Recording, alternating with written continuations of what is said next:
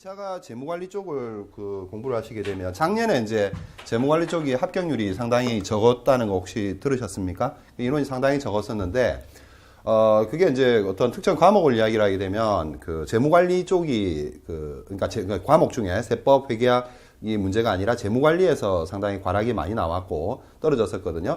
그 다음에 이제 세법 같은 경우도 작년에 그다지 점수가 좋지 않았다고들 하더라고요. 그래서 이제 공부하는 그 수준이 예전에 이게 이제 그 23회, 그러니까 이게 시험 과목이 세 과목 이전으로 이제 세 과목으로 바뀌기 전까지는 재무관리 분야가 어떻게 뭐 2차 시험이라 할지라도 상당히 수월했었는데 시험이 2차가 세 과목으로 바뀌고 나서부터는 조금 이제 그때부터 난이도가 올라가기 시작해서 점점점 이렇게 올라가는 추세거든요. 그래서 작년 그 수준이 상당히 많이 올라간 수준이 아닌가 싶습니다. 그래서 작년에 물론 이제 제가 세법을 하면서도 사실은 그 과거에 그 세무사 시험에서 이제 기초 수준 정도, 세무사 초기에 2차 논술이 이제 도입되고 나서 초기 수준에서는 어떤 개념 수준 정도만 물어봤었거든요. 세법도. 그러니까 예를 들면 국세기본법의 뭐 국세 부과의 원칙이라든가 뭐 이런 세법 적용의 원칙 이런 정도 내용들만 질문을 던졌었는데 재작년부터 보면은 갑자기 이제 그 세목들 중에 상속세 및 증여세법이 이제 등장을 했단 말이죠. 재작년부터 등장을 해가지고 다른 학원에서 이제 물론 이제 저 같은 경우는 문제 이제 난이도가 점점 올라가니까 그 당시에 그러니까 재작년에 이제 합격률이 여기가 상당히 높았었는데 수강생들 중에 이제 67%가 합격을 했었단 말이죠. 근데 그때 이제 제 입장에서는 상증도 나올 거다 분명히. 근데 상속세 및 증여세법에서 문제가 출제가 된다면 우리가 또 이제 그 중소기업 컨설팅 업무를 주로 하는 자격이기 때문에 명의신탁과 관련된 부분이 분명히 나올 것이라고 예측을 했었습니다. 왜냐하면 그 부분이 상증에서는 상당히 중요한 부분을 의미를 가지거든요. 중소기업에서 실제 또 명의신탁하고 있는 중소기업들도 많고 그래서 명의신탁 증여의제를 던졌는데 그게 이제 실제로 명의신탁 증여의제가 출제가 됐습니다. 근데 그 전에 이제 다른 교육기관들 같은 경우는 이제 주로 과거의 세법 문제가 출제가 법인세법, 국세기본법 중심으로 나왔단 말이죠. 그래서 다른 세법들을 상당히 그 등한시했었습니다. 여기 이제 합격률이 높았던 그 해 말이죠. 그래서 등한시하다 보니까 명의신탁 증여의제 부분은 전혀 공부를 안 하니까 그 점수가 그냥 하나가 날아가 버린 거죠. 아예 공부를 안 한 상태에서 법인세, 그다음에 국세기본법 중심으로 했으니까. 지금 그 세법이 출제되는 게 이제 전체적으로 30점짜리가 두 문제하고 10점짜리가 네 문제 이렇게 출제되는데 그러면 일단 6문제가 되는데 이 6문제가 세법 쪽에서 이제 그 세목을 본다면은 세목 중심으로 본다면 법인세, 그다음에 부가세, 소득세 여기서 각각 하나씩은 출제가 된다는 거죠. 각각 하나씩 출제가 되고 그다음에 국세기본법, 그다음에 상증, 그다음에 징수법 이렇게 해서 또 하나씩 출제가 된단 말이죠. 근데 문제는 여기 30점짜리로 두 개로 나오는 요 문제에서 한 문제라도 날려버리게 되면 떨어지는 겁니다. 나머지 30점짜리 하나 날려버리면은 나머지 점수 70점 아닙니까? 그죠? 70점이죠. 그죠? 70점인데, 설마 뭐, 시험 보는 분 입장에서는 내가 30점짜리 한 자도 못 쓰겠냐, 이렇게 생각하실지 모르지만, 몇 자를 쓰더라도 전혀 모르는 내용을 쓴 거는 빵점하고 똑같습니다. 점수가 없단 말이죠. 핵심적인 내용이 다 빠질 거니까. 몇 자를 쓰더라도. 그래서 70점을 가지고, 채점을 하게 되는데, 그럼 70점 중에서 내가 80% 이상을 받을 수 있느냐? 거의 어렵습니다. 그러니까 30점짜리를 날린 상태에서 70점에서 80%, 56점 정도 받기가 논술 시험에서는 어렵다는 거죠. 왜냐하면 뭐 말 그대로 주관적으로 채점을 하다 보니까 아무래도 내 생각에 내가 채점 기준과 채점위원이 채점하는 기준은 다르거든요. 그래서 제가 생각한데는 이 70점 정도를 가지고 생각한다면 40점 받기도 어렵다는 겁니다. 내가 아무리 잘 쓴다 하더라도. 그래서 문제는 이 6문제가 나오게 되면 한 문제도 내가 안 다뤄본 게 없어야 됩니다. 그리고 2차 문제를 이렇게 받아봤을 때 6문제를 보면서 바로 어느 정도 어떻게 써야 될지가 한 5분 안에 윤곽이 이렇게 나와야 바로 이렇게 답안을 쓸 수 있는 거지 문제를 보면서 생각하면은 늦다는 거죠. 그러면 핵심도 안 잡힌 상태라는 건데 그러면 논술 시험의 특성상 뭐 속된 말로 좀 헛소리를 많이 쓴다는 거죠. 핵심적인 그 키워드가 정리가 안 돼 있으니까. 자, 그래서 그 세법 시험 같은 경우는 제가 이제 어떻게 진행할 거냐 하면은 지금 기본 과정에서 3월에서 6월까지 해가지고 아마 14회차 될 겁니다. 14회차가 되는데 이 14회차 동안에는 이제 세법 부분을 그전에는 조금 느슨하게 한 경향도 있습니다. 왜냐하면 아주 깊이 문제가 출제될 걸로 이제 생각을 안 했기 때문에 저희들도. 근데 지금 문제가 출제되는 경향을 점점점 자꾸 어려워지다 보니까 14회 하는 동안 상당히 그 좀 타이트하게 해서 기본서 있지 않습니까? 기본서 좀 두꺼운 책 보셨습니까? 혹시 세법책? 세법 그 기본서가 좀 양이 좀 많기도 하고 부담스럽기는 하지만 좀 구석구석 다 봐야 되겠더라는 거죠. 어떤 그 중요한 것만 볼 게 아니라. 그래서 14회차 때는 이렇게 할 거고, 그 다음에 요게 종결이 되고 나면 이제 8회 집중반이 있는데, 요 때는 시험 직전까지 해가지고 뭘 하시느냐 하면은 주요 논제 중심으로 이제 앞에서 14회차 동안에 전반적으로 폭넓게 봤다면은 8회에 걸쳐 가지고 핵심적인 주제, 논제를 이제 암기를 하고 또 그 수업 시간마다 필요에 따라서는 제가 그 모의고사 문제를 나눠 드릴 겁니다. 나눠는 드리는데 그전에는 이제 제가 그 나눠 드리면서 시험을 한번 봤거든요. 근데 안 보시더라고, 시험을.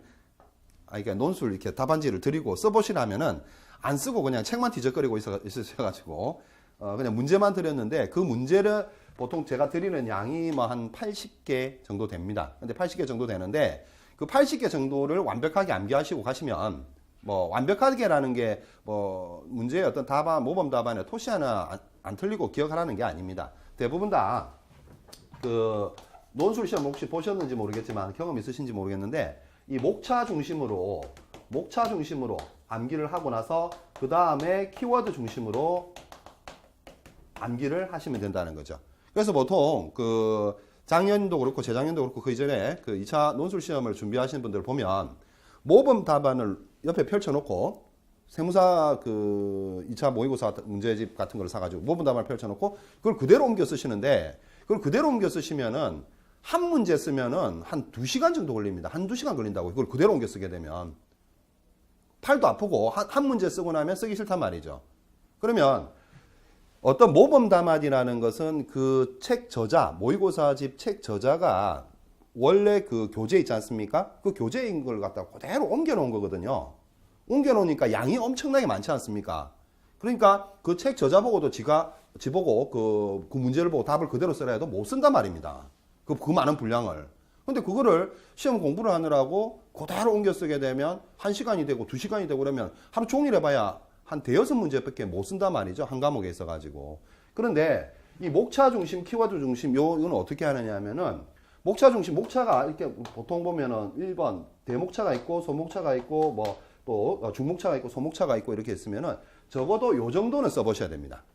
쓰실 때 어떤 그 모의고사 예상 문제를 보고 쓰실 때 대목차, 중목차, 소목차 요 정도까지는 써보시되 요 밑에 이제 소목차와 관련해 가지고 내용을 쓰실 거 아닙니까? 그죠? 내용을 쓰실 때 여기를 쓰시면서 이걸 그대로 다 이렇게 원 교재에 있는 걸 갖다가 베껴 쓰시게 되면 시간이 너무 많이 걸리니까 여기에는 요 소목차를 설명할 수 있는 키워드 한 2가지만 쓰는 겁니다. 혼자 공부할 때는. 그래서 이 키워드를 보고 요 키워드 소목차 밑에 키워드 2가지를 썼으면 요 키워드 2가지를 보고 연상을 해보는 생각을 해보는 거죠. 내가 어떤 말을 써야 되겠다. 그럼 키워드만 보고 내가 쓸 수 있으면 끝나는 겁니다. 그 다음에 그 밑에 또 소목차 2번이 있으면 제목 정도는 쓰되 여기도 키워드 한 2가지 정도만 써가지고 이 소목차가 의미하는 바를 내가 설명할 수 있으면 됩니다. 이런 식으로 하게 되면 만일에 이제 어떤 그 교재에 모범 제가 나중에 드리는 것도 마찬가지입니다. 저도 제가 모의고사 문제를 드린다 하더라도 그걸 덮어놓고 저보고 쓰라면 그걸 그대로 쓸 수 있겠습니까? 못 쓴단 말이죠. 결국에.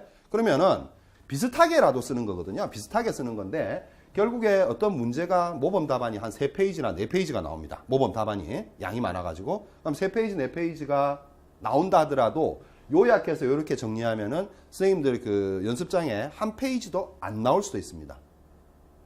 한 페이지도. 근데 이걸 이제 쓰고 그냥 버리는 게 아니라 이런 것도 차곡차곡 모아두시라는 거죠. 연습장, 특히 이제 세법이나 재무관리 암기 쪽 회계하기야 물론 계산 부분이 많기 때문에 뭐 이렇게 정도까지는 할 필요 없습니다만은 재무관리도 암기해서 쓰는 부분도 있고 세법도 또 대부분 다 암기해서 쓰는 부분이기 때문에 요렇게 정리를 한 것을 차곡차곡 과목별로 모아두셨다가 나중에 이제 뭐 직장을 다 다니시는 분들이실 테니까 낮에 이거 뭐 오늘 뭐 생각해가지고 이번 주에 내가 국세기본법 주제를 좀 들고 다녀볼까 연습했던 걸 가지고 그럼 한 뭐 많아봐야 앞뒷면으로 쓰게 되면 한 10장 정도면은 아마 국세기본법 주요 논제가 10장 안에 다 들어갑니다. 앞뒤로 해서 요 목차만 정리했을 때 그러면 요거를 보고 오늘 뭐 국세 부과의 원칙에 대해서 봐야 되겠다. 전부 정리된 걸 보고 내가 연상해서 떠올릴 수 있으면 실제 시험에서 답을 충분히 써내려 가실 수가 있습니다. 그래서 그 공부를 잘 못하시는 분들은 예전에 보면은 무조건 쓰기만 많이 쓰는데 무조건 써서 되는 게 아니고 이런 식으로 정리를 해서 연상을 하셔가지고 키워드 중심으로 기억을 하셔야 됩니다. 자, 그러면 이제 여기서 그 비중을 보면은 또 하나 말씀드려야 될 게 그 시험 공고문을 보시게 되면 경영지도사 시험에서 그 세법에 보면은 괄호 안에 보면은 세무회계 포함이다 이렇게 되어 있습니다. 세무회계 포함. 근데 그 세무회계 포함이라는 거는 재작년부터 제가 그걸 혹시 어떤 그 예기치 못한 시험 문제가 등장할지 몰라서 요때 14회를 풀 때 기본 계산형 문제를 조금 풉니다. 기본적인 거.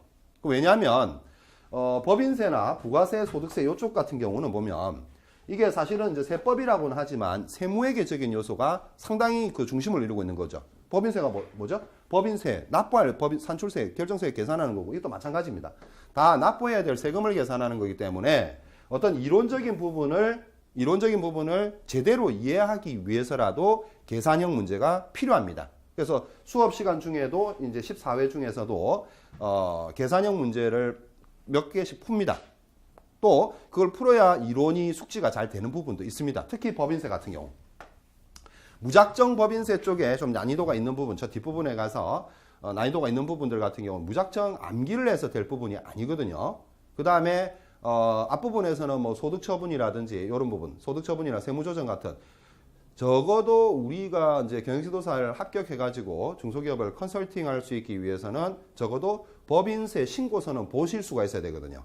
법인세 신고서는 보실 수가 있어야 되기 때문에 제가 예측하건대 만일에 처음으로 그 세무회계와 관련된 문제가 출제가 된다면 법인세법에 나오는 세무조정이나 소득처분이 출제가 될 가능성이 많다는 거죠. 왜냐하면 법인세 신고서상의 서식에 맨 앞부분에 이제 그 세액결정 계산서라든지 그다음 소득금액 조정 합계표라든지 뭐 이런 것들이 나오고 그 뒤에 이제 항목별 세무조정 항목별 세무조정 명세서들이 나온단 말이죠. 그러니까 그 정도가 중요하기 때문에 작년에도 그랬고 재작년에도 그렇고 여기서는 제가 이 기본적인 세무조정사항 그 다음에 소득처분에 대해서는 필수적으로 합니다. 요거는 이 정도 계산 사례는 준비를 하시고 계셔야지 만일에 갑작스럽게 출제가 되면 못한다는 거죠.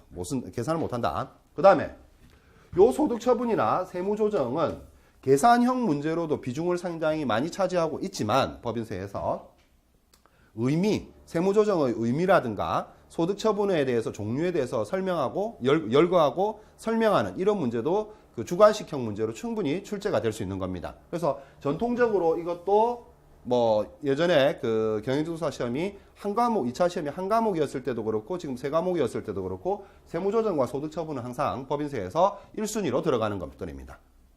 그러니까 그동안에 계속 1순위로 저게 들어갔기 때문에 만일에 좀 난이도가 높이 나온다면 저쪽에서 계산형 문제로 기본적인 내용이 출제가 되지 않을까 싶다는 거죠. 그래서 요 14회 동안 계산형 문제를 연습을 할 거고 그 계산형 문제를 요때 연습을 하시면 요 8회 때는 암기하는 것만 집중하시면 됩니다. 요때 계산형 문제 연습한 거를 몇 가지 이렇게 뽑아가지고 최소한 아직 뭐 출제가 된 적이 없으니까 최소한의 이제 분량만 계산 문제를 연습을 하셔가지고 요 8회 때 축적하신 논제 그 다음에 요때 계산한 거 요것만 가지고 그 최종적으로는 공부하실 양을 상당히 압축해가지고 그것만 막판에는 하셔야 됩니다. 요 물론 8회 요게 끝나고 나서 바로 시험이 아니고 조금 인터벌이 있을 겁니다. 기간이. 그래서 그 기간 동안에는 그 하신 것만 가지고 정리를 하셔야지 시험 막판에 가서도 이렇게 그 기본 교재 두꺼운 걸 들고 다니시는 분들이 있거든요. 근데 그걸 왜 들고 다니는지는 잘 모르겠습니다만은 그 막판에 가서 그런 책을 들고 다니면 안 되십니다.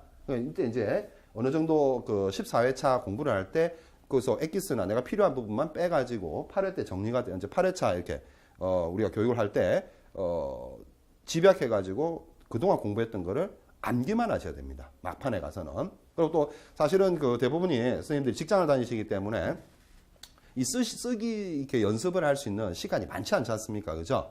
그렇기 때문에 요런 식으로 연습을 혼자서 공부하실 때는 계속 요런 식으로 하셔야 됩니다. 요런 식으로. 그래서 요런 식으로 하시다가 뭐 이제 막판에 한 2, 3개월 앞두고는 시간이 되시는 토요일이나 일요일 날 예를 들어서 이제 제가 모의고사 아까 말씀드렸지 않습니까? 그 문제를 보고 본인이 어떻게 얼마나 쓸 수 있는가를 이제 연습을 한번 해보셔야 되겠죠. 뭐 많은 연습은 필요 없습니다. 한 2번 내지 3번 정도 연습을 과목별로 한 2, 3회 정도 연습을 하시고 평소에는 이렇게 목차나 키워드 중심으로 공부를 하시면 됩니다. 그래서 그 세법 쪽이 이제 밑에 페이지가 표시가 안 돼서 그러는데 저 장수로 보면은 그 맨 뒷장을 가보시죠. 뒷부분에서 3장이 이제 세법 기출 문제인데 이제 맨 뒷장에 3번째 찾으셨습니까? 페이지가 표시가 안 돼서 그렇죠. 2010년도 자, 2010년도에 보시면 국세기본법, 부가가치세법, 법인세법, 소득세법, 국세징수법 이렇게 나와 있는데 자, 이 그 3번에 나와 있는 재고자산 평가 방법 이건 전통적으로 많이 나왔던 부분입니다. 이게 늘 등장하던 부분이었고 그다음에 2011년도도 보면 부가세, 소득세, 법인세 자, 이때도 상속세 나와 등장을 했습니다. 그다음에 국세징수법, 독촉재고, 담보 제공의 종류 평가, 그다음에 제공 방법 이렇게 나와 있는데 자, 여기서 이제 징수법이 지금 2010년도 5번 징수유예 사유화 효과, 그다음에 또 밑에 5번 독촉과 최고 이렇게 되어 있죠. 자, 근데 2차 시험에서 국세징수법이 등장하는 데는 경영지도사 시험밖에 없습니다. 공인회계사 시험에 그 세무회계 쪽에 약술 시험이 등장하긴 하지만 징수법이 그렇게 그다지 중요한 비중을 차지하지 않고 있는데 우리 쪽에서는 국세징수법이 이제 항상 2차 시험에서 등장을 한단 말이죠. 그 다음에 국세기본법도 당연히 나왔는데 그러면 선생님들이 그 저기 보면 국세기본법도 그렇고 징수법도 그렇고 통상 뭐 10점짜리로 이렇게 나오는데 요 두 개 징수법하고 그 다음에 기본법하고 요 두 가지 10점은 거의 완벽하게 쓰셔야 됩니다. 왜냐하면 기본법이나 징수법은 분량 자체가 많지가 않습니다. 내용 자체가 많지가 않기 때문에 기본법, 징수법과 관련된 10점짜리 문제는 거의 뭐 채점자의 주관에 좀 따라 다르겠지만 뭐 9점 이상 10점 이렇게 받도록 목차라 또는 키워드가 빠지는 게 없이 기록이 되셔야 됩니다. 이게 이제 분량이 적은 거고 그 다음에 상속세하고 증여세법도 마찬가지입니다. 법인세, 소득세, 부가세의 분량에 비추어서 상속세, 증여세를 본다면 양이 그렇게 많지가 않습니다. 그래서 국세기본법, 징수법, 그 다음에 상속세, 증여세 요 부분에 있어 가지고는 무조건 나올 주제가 여기도 뻔합니다. 상증도. 그러니까 스킵만 안 하시면 된다는 거죠. 그러니까 어떤 특정 세목을 제낀다거나 어떤 특정 주제를 제끼면 안 됩니다. 그래서 상증과 관련해 가지고 요 내용들은 이 세 세목들은 필수적으로 완벽하게 암기하셔야 됩니다. 주제 요거는 뭐 공부 이때 하실 때 기본 과정에서 하실 때에도 딱 보시면 금방 캐치가 될 겁니다. 요 부분 나올 게 딱 정해져 있거든요, 거의. 근데 이제 상대적으로 법인세, 부가세, 소득세는요. 이건 분량이 상대적으로 많습니다. 그죠? 분량이 많고 이 법인세 같은 경우는 또 이것도 추려지는 게 14회차 이 기본 과정을 공부를 할 때 법인세도 좀 정리를 해 두실 필요는 있습니다. 왜냐하면 법인세는 논술형 시험으로 출제될 수 있는 부분이 한정되어 있습니다. 이것도. 왜냐하면 맨 앞부분이나 맨 뒷부분은 이론적인 부분이 있지만 법인세법 중간 부분들은 대부분 다 세무회계 과정들이거든요. 세무회계 과정이니까 앞부분 뒷부분에서는 출제가 예상되는 물론 저도 이제 그 기본 과정 중에 말씀을 드리겠지만 출제 예상 부분에 대해서 선생님들도 공부를 하실 때 책에다 체크를 하시든지 아니면 책에 있는 내용을 기본 교재를 보고 그 내용을 정리를 하셔가지고 이제 내가 봤을 땐 요 정도 문제가 출제되겠구나 해서 법인세 앞부분 뒷부분 정리하시면 이 부분도 거의 커버가 됩니다. 그러면 아까 재고자산 평가 방법은 앞부분 뒷부분 아니거든요. 중간이지만 또 그 외에 전통적으로 그 중간 부분에서도 이론 문제로 출제될 수 있는 게 몇 개가 있습니다. 법인세 부분도 상당히 그 압축돼 가지고 정리를 할 수 있는 부분입니다. 근데 부가세는 좀 다르다는 거죠. 부가가치세는 이게 그 개별적으로 쪼개 있는 부분이 많기 때문에 법인세는 이게 처음 계산 과정이 각 사업년도 소득금액을 계산하는 데 있어서 쭉 이렇게 흐름이 있고 연결이 되는 거거든요. 근데 부가가치세는 쭉쭉쭉 쪼개진단 말이죠. 영세율 면세 설명했다가 과세거래 설명했다가 그렇죠? 매입세액 설명했다가 매출세 이게 막 쪼개진단 말이죠. 그래서 이 부가가치세는 출제될 수 있는 주제가 상당히 많습니다. 상당히. 그 다음에 소득세 같은 경우도 법인세하고 소득세하고 거의 맥락이 좀 비슷한 편인데 요렇게 두 가지가 출제될 수 있는 부분이 조금 한정되어 있고 그 다음 부가가치세가 생각보다 출제할 수 있는 범위가 넓습니다. 그래서 이렇게 정리하면은 세법에 있어 가지고는 별로 문제될 게 없습니다. 출제될 수 있는 부분이 뻔하기 때문에. 그죠? 그렇게 생각이 드시죠? 나올 수 있는 부분이 뻔합니다. 세법은. 다만 이제 예기치 못하게 세무회계 문제가 법인세나 뭐 부가세나 소득세에서 등장을 하게 되면 이제 상당히 이제 낭패겠지만요. 낭패겠지만 그래서 그 웬만하면 세법을 하시는 데 있어 가지고 스킵하실 거는 없다는 겁니다. 그 다음에 또 한번 그냥 넘어가서 한번 보시게 되면 어디를 보시느냐 하면은 나머지는 뭐 크게 보실 건 없을 것 같은데 저 뒤에 마지막 장을 한번 가보실래요? 마지막 장을 가보시게 되면 마지막 페이지 세법에 보시면 2014년도 돼 있는 거 있죠? 2014년도로 보시면 1번이 찾으셨습니까?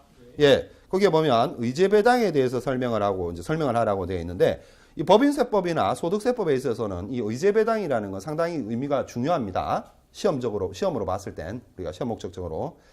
그다음에 두 번째 아까 명의신탁 증여의제 말씀드렸는데 명의신탁 증여의제 의의나 요건 뭐 이렇게 이제 문제가 많이 이렇게 30점짜리가 지금 이렇게 의의, 유형, 뭐 계산 방법, 그다음 의의, 요건 뭐 이렇게 쭉 나와 있는데 이렇게 쪼개놓은 이유는 이제 수험생들이 너무 이제 답안을 30점짜리로 던져놓게 되면 답안을 개발세발 쓰는 거죠. 채점하기가 너무 어려워서 이렇게 쪼개놓은 겁니다.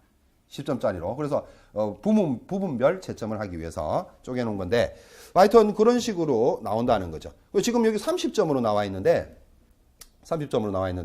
이게 예전에는 상증법에서 나오더라도 통상적으로 10점짜리 이렇게 나왔습니다. 대부분의 사람들이 어떻게 생각했느냐 30점짜리가 출제가 되면 법인세 아니면 전통적으로 국세기본법에서 많이 출제가 됐으니까 요거나 여기에서 30점짜리로 나올 거로 예측을 했단 말이죠. 예측을 했는데 갑자기 이제 상증에서 30점짜리가 나와버렸다는 거죠.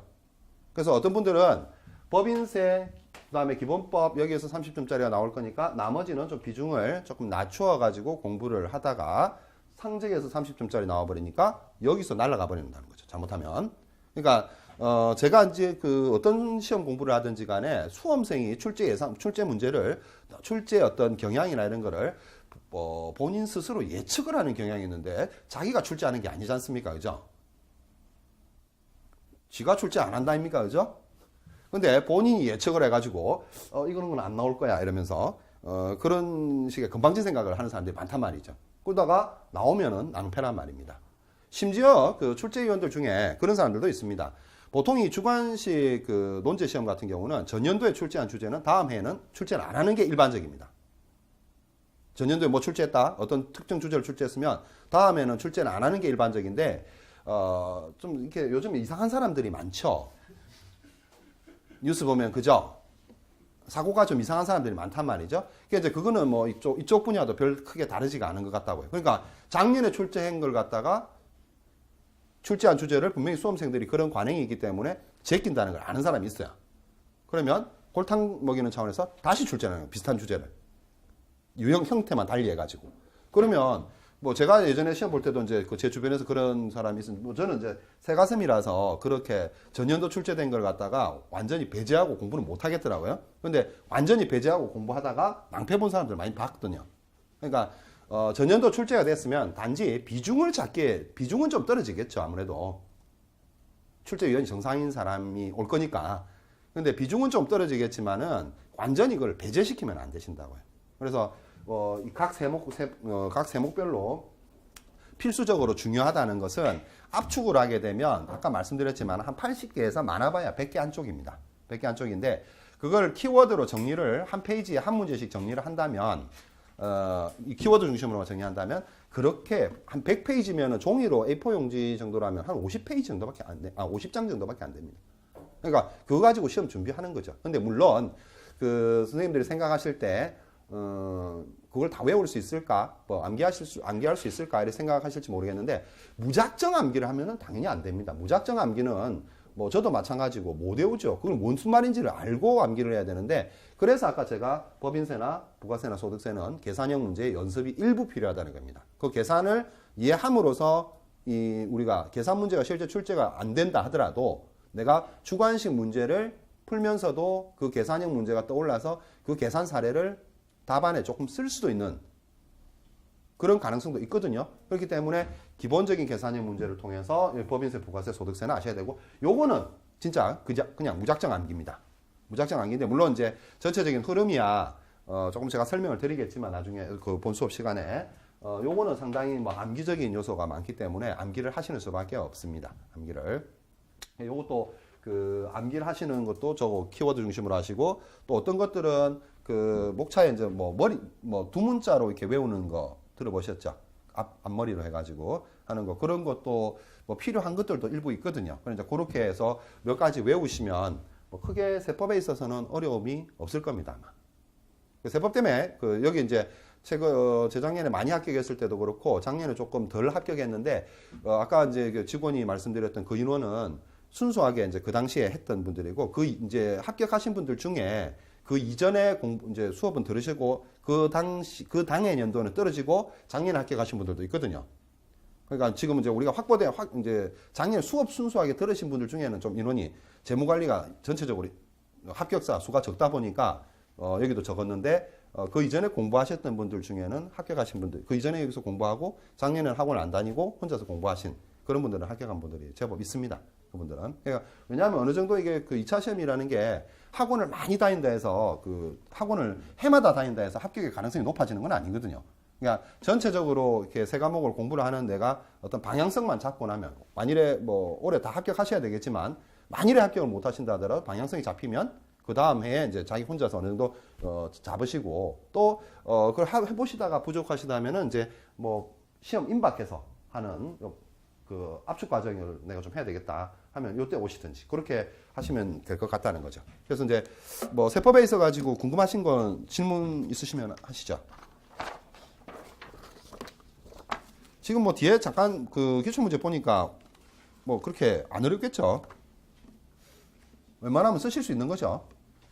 그리고 또 답안을 이제 약간 그 2차 시험을 뭐 경험이 없으신 분들은 조금 걱정을 하시는데, 우리가 이게 뭐 이렇게 행간에 한 26줄 이렇게 된다면 이 26줄을 여기다가 다 쓰는 게 아니거든요. 이걸 다 여기다 빽빽하게 쓰는 게 아니란 말입니다. 제목 쓰죠. 제목 몇 자 쓰면은 여기 다 비우는 거죠. 없는 거죠. 그 다음에 밑에 목차, 소목차, 중목차, 그 다음에 소목차 이렇게 쭉쭉쭉 이렇게 내려가고, 그 다음에 내용 다 썼으면 한 서너 줄 썼으면 한 칸 또 띄우는 거예요. 또 밑에 또 몇 줄 쓰고 또 띄우고. 그럼 실제로 이 26페이지 중에 26행 중에서 답을 쓰는 거는 20행도 안 됩니다. 그리고 글자를 크게 쓰면 몇 자 안 들어갑니다. 그러니까 저 같은 경우는 좀 글자를 크게 쓰는 편인데, 글자를 너무 이게 땅에 붙여가지고 지뢰처럼 이렇게 쫙 붙여가지고 이렇게 쓰시는 분이 있는데, 이거는 이제 채점하는데도 별로 좋지가 않습니다. 채점에 별로 좋은 영향도 안 주고, 글자는 웬만하면 이렇게 칸을 다 채워가지고 쓰다 보면 이 나중에 그 만일에 모의고사 연습을 해보실 때 쓰게 되면은 이렇게 목차 쓰면서 안으로 들어가 버렸죠. 예? 그럼 이게 상당히 앞에 다 비워버리잖아요. 그러니까 실제 글자 쓸 거는 몇 자 안 된단 말이죠. 그러니까 키워드를 중심으로 해서 채점 이거 다 읽어보겠습니까? 안 읽어본단 말이죠. 그 목차가 제대로 구성이 되어 있나 확인하고, 그 목차 밑에 키워드가 제대로 들어가 있으면 채점이 되는 거고, 키워드 없이 그냥 잔뜩 헛소리만 해놨다 그럼 채점 안 하고 넘어가는 거죠. 그러니까 그래서 키워드 중심으로 기억을 하시라는 겁니다. 그래서 세법에 있어서는 아마 그 선생님들이 이제 특별히 올해 출제되는 문제가 그 지나치게 변칙적이지만 않는다면 뭐 점수 80점 이상 받는 거는 뭐 무리가 없으시리라 생각합니다.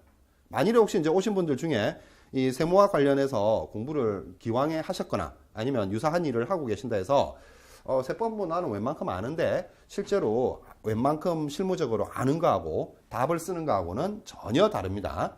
그래서 제 주변에 이제 그 세무사들 중에 경영지도사 시험을 이제 준비를 하는 사람들이 있단 말이죠. 있는데 작년에 떨어진 사람들 많아요. 세무사들 중에.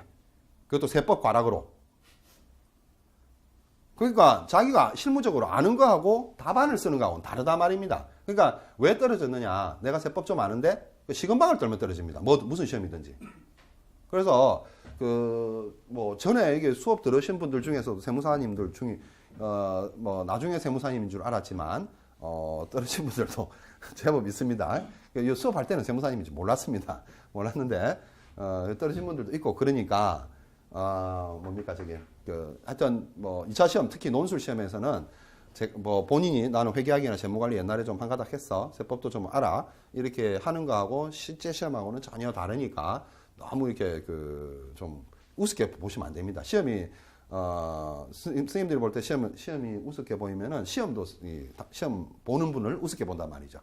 그러니까 절대 이제 시험이 우습게 본다는 거는 채점하는 사람이 뭐야 이거 이러면서 이거 아주 우습게 이거 답도 아닌 거 이거 뭘 알고 쓴 거야 모르고 쓴 거야 이런 식으로 채점을 해버리게 되면 그냥 당연히 떨어지는 거죠. 그러니까 시험을 보는데 열심히나 하시되 좀 약간 겸손한 자세로 어떤 과목에 대해서 내가 설사 예전에 그 과목에 대해서 좀 아는 부분이 있다 할지라도 좀 겸손하게 접근을 하시고 처음부터 하는 거라 이렇게 생각하시면은 금방 합격하시는데 보통 떨어지시는 분들은 보면 내가 좀 아는 사람이야. 내가 이쪽에 대해서 원래 좀 학교 다닐 때도 좀 내가 뭐 회계사 공부도 하고 이래도 했는데 뭐 재무관리 별거 아니야. 어설프게 아는 분들이 주로 다 떨어집니다. 어설프게 아는 거를 착각을 하거든요. 본인이 다 아는 거로. 그래서 어설프게 혹시 또 아시는 분 있다 하더라도 어설프게 아시는 거는 다 버려버리고 새로 그냥 내가 아예 무에서 시작하는 거다 이런 자세로 공부를 하시고 아예 모르시는 분도 세법에 대해서 너무 걱정하실 필요 없습니다. 세법에 대해서. 그래서 모르시는 분도 차근차근 따라 하시면 뭐 14회 하시게 되면 어느 정도 윤곽이 잡힐 거라는 거죠. 근데 뭐 또 이게 동영상 촬영을 하다 보니까 그런 경향이 있는데 뭐 한 번 두 번 빠진단 말이죠. 또 계절적으로 이게 3월부터 6월까지가 상당히 봄도 오고 여름, 초여름이고 그러니까 놀기 좋은 계절이고 또 주변에서 결혼도 많이 하죠. 모르십니까? 결혼 많이 하던데 결혼도 많이 하고 그러니까 일요일 날 빠지시는 분들이 있다고요. 가끔씩. 빠지시면서 항상 위안을 삼죠. 나중에 뭐 평일 날 동영상 보지 뭐. 안 빠집니다. 절대. 절대 안 빠진단 말이죠. 동영상. 동영상 그거를 뭐 제공하는 게 어떤 긍정적인 면도 있지만 그런 부정적인 면이 많거든요. 자기 합리화를 시킨다는 거죠. 일요일 날 내가 좀 아침에 늦게 일어나서 안 와버렸어요. 그러면은 동영상 보지. 동영상 안 보고 그 다음 주에 그냥 또 왔다가 그러니까 14번을 안 빠지고 오기가 힘들거든요. 안 빠지고 오기가. 그래서 웬만하면은 안 빠지는 게 제일 좋고 일단 빠지시더라도 뭐 동영상을 반드시 뭐 일요일 저녁이라도 평일 날은 절대 못 봅니다. 제가 그거는 제 경험이 아니라 오신 분들 이야기가 절대 안 빠지더라는 거죠. 안 빠지니까 웬만하면 빠지시지 말고 빠지시더라도 뭐 토요일이든 일요일 저녁이든 뭐 그 다음 주에 그러니까 오늘 촬영했으면은 그 다음 주에 있으니까 그날 수업 오시고 나서 그 전주 동영상은 토요일 일요일 날 꼭 확인하셔가지고 끝내셔야 된다고요. 네, 끝내셔야 안 밀립니다. 근데 이게 이제 한 초반에 뭐 항상 작심삼일 아닙니까? 한 3회까지는 잘 오십니다. 근데 한 중간이 넘어가기 시작하면은 계절적으로 이제 4월 달 막 꽃피고 이렇게 좋은 때죠. 그러니까 잘 안 오신다고 등산도 갔다 오시고 뭐 그래가지고 4월, 5월 때는 안 오시는데 이게 시험이 경영지도사 시험을 주변에서 아시는 분들은 옛날 걸 자꾸 생각해서 엄청 느슨하고 만만한 시험으로 보거든요. 주변에 아는 분들이 그렇게 생각하시는데 지금은 안 그렇다는 겁니다. 그때하고는 상황이 다르단 말이죠. 세무사나 공인회계사도 몇십 년 전에는 상당히 느슨한 시험이었습니다. 몇십 년 전에는. 근데 이것도 지금 시험이 올해가 몇 회죠? 29회인가 그럴 거예요 아마. 경영지도사도. 이게 22회 이전까지는 상당히 수월했었습니다. 한 7년, 그러니까 2007년부터 시험이 세 과목으로 바뀌었거든요. 2007년부터 2차 시험이. 그러니까 2006년까지는 재무관리라 해가지고 한 과목이었습니다. 제가 시험을 본 게 2007년도에 세 과목으로 바뀌고 나서 시험을 봤거든요. 2007년도에. 그러니까 요때는 또 주관 기관이 한국경영기술지도사에서 주관을 했었고 2008년부터 시험이 산업인력공단으로 넘어왔습니다. 주관 부서가. 그러니까 이게 과목이 이렇게 되면서 주관 부서가 이렇게 바뀌면서 세무사 시험도 그렇고 이 주관 부서가 이렇게 바뀌면서 난이도가 조금씩 좀 올라갔습니다. 산업인력공단으로 바뀌면서. 그러니까 2007년, 8년 이 이후로 가면 갈수록 난이도가 올라가니까 예전에 뭐 경영지도사 공부하신다면 주변 사람들이 뭐 그거 해서 뭐 하게? 예전에는 그냥 그저 주던 자격증인데 뭐 이러는데 그럼 그저 주면은 네가 한번 갖고 와보세요 이렇게 물어보세요. 지금은 안 된단 말이죠. 2006년 이전에는 수월했거든요. 그래서 좀 다릅니다 차원이. 그래서 그 지금 최근에 제가 경영기술지도사회에서 한국 경영기술지도사회에서 어떤 뭐 연락을 받고 뭐 이렇게 관련 일을 잠깐 했었는데 뭐 좀 뭐 해달라 해가지고 제안서 만들고 했었는 게 있었는데 그 경영기술지도사에서 어떤 그 활동을 경영지도사나 기술지도사들이 활동을 많이 하게끔 뭐 요즘 입법 로비도 하고 뭐 이렇게 열심히 노력을 하신다더라고요. 열심히 뭐 저는 양쪽에 다 걸쳐 있어서 좀 그런데 하여튼 노력을 많이 하시는 분야도 있고 또 이제 각 그 자격단체에서는 뭐 전통적으로 보면은 어떤 그 임원들이 그 먹거리 있지 않습니까? 자기 그 자격사들 먹거리를 찾기 위해서 노력을 많이 하십니다. 그래서 따서 뭐 하게 이런 거는 그거는 따고 나서 생각할 문제입니다. 보통 세무사도 마찬가지거든요. 요새 이제 여러 가지 경기가 안 좋으니까 세무사도 따서 뭐 하게. 요새 경기도 어려운데 경제 규모는 정체돼 있고 새로운 자영업자는 안 생기고 세무사도 마찬가지입니다. 그럼 공인회계사는 감사보수도 자꾸 떨어져가 현실적으로 다 어려운데 그럼 변호사도 그럼 따서 뭐 하게. 이야기는 따고 나서 해야 되는데 꼭 따지 못한 사람들이 따서 뭐 하게 이야기를 많이 합니다. 보통 보면 주변에서 자격증도 나 이거 공부하고 있는데 그 딸 필요 없어 안 따도 돼 또는 뭐 따서 뭐 하게 요새 다 어려운데 니 있어 이렇게 보면 니는 없어요. 너 이런 자격 있냐고 그러면은 없단 말이죠. 그러니까 없는 사람들이 주로 그런 이야기를 하기 때문에 어떤 공부를 하실 때는 그런 이야기 들으면은 의욕이 확 꺾여버리거든요. 그런 사람들을 주변에 혹시 있으면 시험 공부하는 동안에는 좀 멀리 하시죠. 자꾸 그런 이야기를 듣다 보면 세뇌가 돼가지고 왜냐하면 공부하기가 힘들지 않습니까? 힘들잖아요. 힘들다 보니까 옆에 자꾸 그런 바람을 넣으면 정말 그렇지 이거 왜 하지? 뭐 이런 생각이 든단 말이죠. 그러니까 좀 멀리 하셨다가 합격하고 나서 그냥 네가 뭐 하지 했던 거 그냥 따기는 땄는데 일단 뭐 할지는 나중에 생각해 보면 되는 거죠. 그는 방법은 많습니다. 뭐 할지는. 우리나라에 나온 자격 가지고 경영지도사보다 조금 못한 자격들도 그거 가지고 뭐 자기 주업으로 해서 사는 사람 많고 제 주변에도 뭐 이게 이제 관련 그 자격이 또 다른 자격들이 많이 있습니다. 경영지도사하고 이렇게 또 시너지를 할 수 있는 자격이. 그래서 그런 자격도 기회가 되시면 뭐든지 있지 않습니까? 이제 제가 재작년에 뭐 땄던 어떤 자격이 있는데 뭐든지 그 시험이 생긴 초기에 따셔야 됩니다. 뭐든지. 제가 나중에 뭐 수업 시간 중간에 한 번씩 이야기를 하겠지만은 경영지도사 말고 또 자격이 생긴 지가 우리나라에 한 10년 정도밖에 안 된 자격이 또 있습니다. 이거 비슷한 조금 다르지만 그래서 그런 자격하고 이 자격하고 있으면은 시너지 효과가 상당히 있습니다. 실제 지금 제 주변에서 그 자격 그 모임에 제가 이제 나가는데 뭐 그런 효과도 있고 또 뭐 이거 이제 경영지도사하고 또 나중에 어떤 그 공인중개사 자격하고 같이 있으면서 시너지 효과를 또 창출하는 분들이 있습니다. 그래서 뭐하게 이런 이야기는 주변에 절대 현혹되실 필요가 없습니다. 물론 단 하나의 자격증으로 모든 걸 다 할 수는 없습니다. 그리고 단 하나의 자격증으로 내가 먹고 사는데 뭐 아무 지장 없다? 저는 좀 아니라고 보거든요. 그래서 만약 경영지도사 시험을 합격을 하시면 기회가 된다면 다른 자격증에도 조금 눈 돌려가지고 경영지도사 시험과 플러스 했을 때 시너지 효과를 창출할 수 있는 그런 자격에 대해서도 관심을 가지시면 훨씬 그 소득도 그렇고 위치도 나아질 거라는 거죠. 그래서 그런 것들을 많이 제 주변에도 권합니다. 그래서 다른 자격만 갖고 있는 이제 제가 아까 말씀드렸던 그 자격만 갖고 있는 사람들한테도 이쪽으로 공부를 하라고 하거든요. 그럼 이 두 개가 있으면 훨씬 좋을 거라고. 그래서 뭐 그런 이야기는 제가 또 나중에 수업 시간 수업 이제 진행될 때 쉬는 시간이나 틈날 때 제 주변의 사례를 설명을 드리도록 하겠습니다. 설명이라기보다는 그냥 이야기거리로 해서 이야기를 드리도록 하겠습니다. 하여튼 뭐 세법은 이런 아까 말씀드렸던 그 정도 수준이니까 뭐 크게 걱정을 하지 마시고 또 이제 다음 설명을 드릴 이제 재무관리하고 회계학은 원세무사님이 설명을 드리실 건데. 네.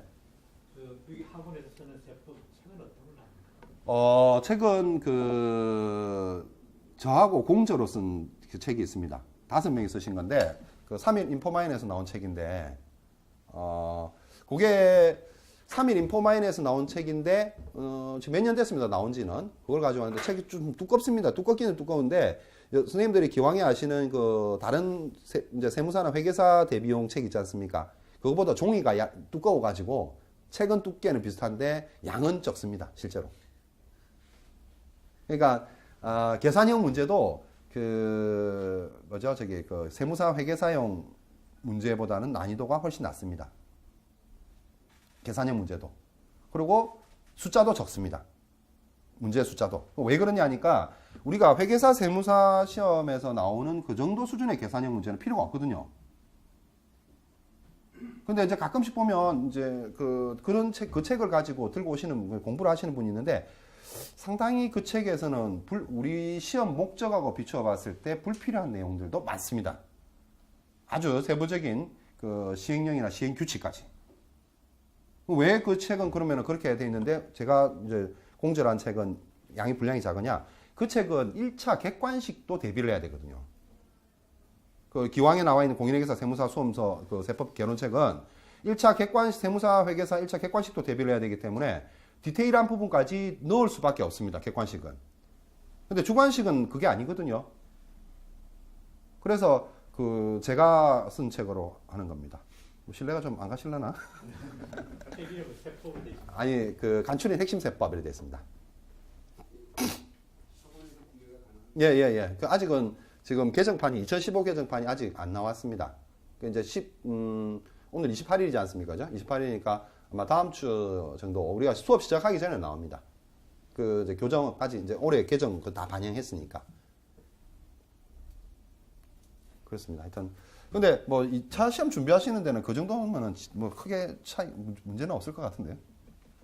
그러니까 뭐 물론 공부를 하시는데 내가 세법에 대해서 좀 더 깊이 공부하겠다 해서 기왕 이제 기존에 나와 있는 그 세법 개론책을 보시는 것도 상관이 없습니다만은 보시게 되면 아마 그 양이 상당히 많다는 거를 서점에 가서 비교해 보시면은 양이 글자도 엄청 작은 데다가 종이도 얇은 데다가 페이지 수가 엄청납니다.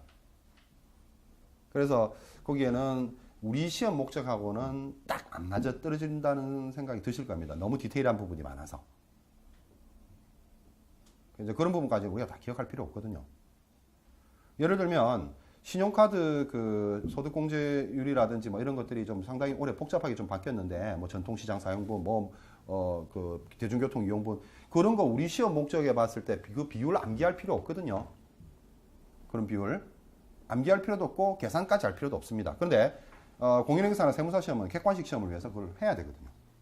그러니까 그런 것들이 페이지에 상당히 많은 분량을 차지하고 있습니다. 뭐 저도 그 코치들하고는 조금 넣긴 넣었지만은 그런 것들은 그냥 간략하게 많은 거 하는 거지 그 사실상 우리 시험하고는 아무 상관없는 겁니다. 의제 매입세 공제 뭐 이런 것도 한도도 마찬가지고 기본적인 내용만 알고 있으면 됩니다. 큰 흐름만. 2차 시험 세법 논술이라는 거는 디테일한 부분을 요구하는 게 아니라 전체적인 흐름이라든지 어떤 개념을 제대로 이해하고 있는지 그걸 묻는 거기 때문에 객관식하고는 완전히 다릅니다. 그래서 불필요하게 책을 막 이것저것 여러 권을 보실 필요는 없을 겁니다. 그건 나중에 뭐 회계학이나 재무관리도 마찬가지입니다. 그래서 책을 뭐 여기서 사용하는 교재가 이제 회계학 재무관리도 그렇지만은 딱 하나 정해지면 그 책만 집중적으로 그냥 계속 반복해서 보시면 됩니다. 자꾸 그 수험서를 이것저것 이렇게 관심을 가지시고 보시면은 혼란스럽기만 하고 그 작년에도 여기 이제 합격자 수가 적었다는데 작년에 오신 분들 중에서도 이제 그 제가 일부 보니까 뭐 그 세무사 모의고사 책도 보고 뭐 세법 개론 책도 보고 막 이렇게 책을 여러 권을 이렇게 보시는데 그렇게 하면은 상당히 산만해지거든요. 그래서 좀 어떤 그 아까도 말씀드렸듯이 시험 임박해서는 압축된 그 분량만 그냥 모든 걸 걸어야지 이것저것 많이 보시는 건 별로 좋지 않습니다. 또 질문하실 사항 있습니까? 출제위원회에서 평가위원 수가 어느 정도 됩니까?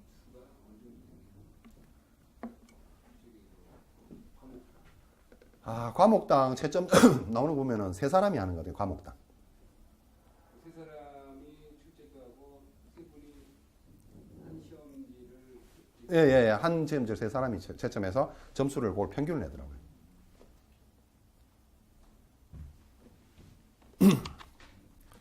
그런데 뭐 출제 뭐 위원이 몇 명이 들어가냐 뭐 그거는 뭐 저는 한 번도 관심을 안 가져봐가지고 출제나 평가나 뭐 제가 답만 성의껏 쓰면 되지. 그런데 또 하나 말씀드리고 싶은 건 어떤 시험이든지 그렇지만 주관식 시험에서 분량을 무조건 많이 한다고 좋은 건 아닙니다. 제가 어떤 최근에 본 시험도 그 2차 시험이 논술이었는데 물론 이제 그분도 합격은 하셨지만은 답안지 분량을 거의 그 산업인력공단에서 주는 답안지가 한 권이거든요. 한 권. 아마 그때 제가 15페이지짜리인가 16페이지짜리 받았는데 그거를 2권을 쓰는 사람이 있더라고요. 근데 그 2권 쓸 필요 없거든요. 그러니까 한 페이지가 10점이라 생각하시면 돼요. 특히 논술은 한 페이지가 10점이기 때문에 뭐 저 같은 경우는 보통 2차 시험에서 10장 안 넘기거든요. 8장. 8장에서 한 9장. 그래서 제가 같은 시험장에서 그분을 보고 뭘 저렇게 쓸 게 많을까 이런 생각이 들더라는 거죠. 쓸데없는 소리를 많이 쓴다는 얘기죠. 그러니까 앞으로 다 써서 앞뒤로 그러니까 아니 앞뒤로 장수가 아니라 페이지 수로 16페이지. 그러니까 앞뒤로 장수는 앞으로 돼 있을 겁니다. 앞에 돈 쓰는 데 있고 넘겨서 쓰고 그러니까 장수로 8장 되겠죠. 그러면 16페이지면 8장. 그러니까 2권을 쓰시는 분은 그분한테 나중에 물어보니까 16페이지 다 쓰고 또 이쪽에 한 8페이지 쓰고 한 24페이지를 썼다더라고요. 정말 많이 쓰셨네요. 이렇게.